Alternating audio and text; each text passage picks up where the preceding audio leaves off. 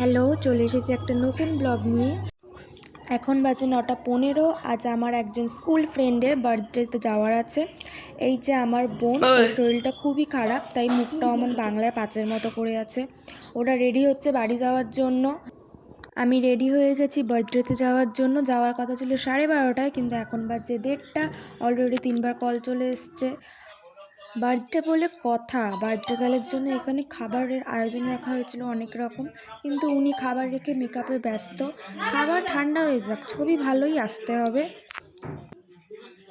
ওর makeup শেষ হয়ে যাওয়ার পর শুরু হলো আশীর্বাদ করা।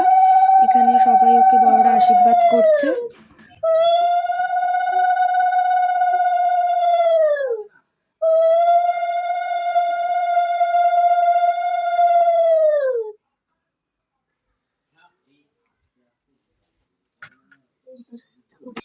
সেই বৃষ্টির কথা শুনে যাচ্ছি আমি, সেই বৃষ্টি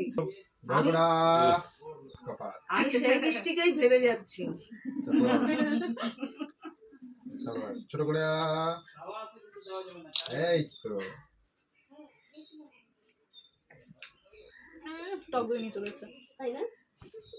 এদিক সাইডে আছে, এদিক মানুষ করে ফেলেছিস তাহলে। আগে বাবাকে বলছেন, বাবার কুত্তাটা বললে আশা বাঁধতো, বাবা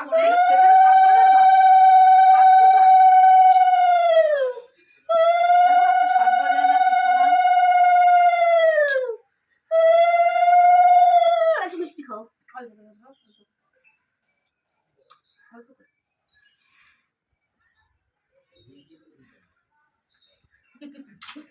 বাবাকে প্রথম আশীর্বাদ দিচ্ছে তোকে।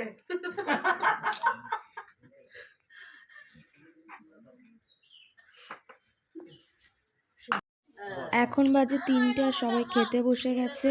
মেনুতে ছিল বিরিয়ানি।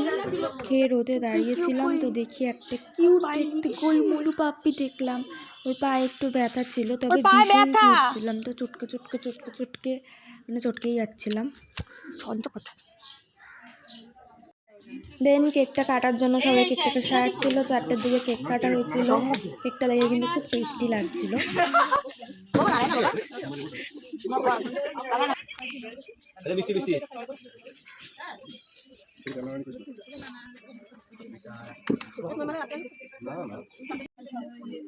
দিদি বাচ্চাটা মোমবাতিতে ফাস্ট হইতে পারবে না। ওইটা ধরা, ওইটা ধরা নাকি? এই তো এই আমার এই ইয়াতে আছে। Happy birthday dear Misty, happy birthday to you. মানে ওই হাতের জিত তো করে একটু করে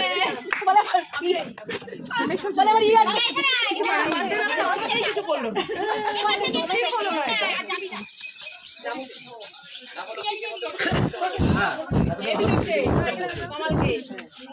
এই তো অসিন্দা যান আপনি এখন কি যাও, এ লস কে দিছে?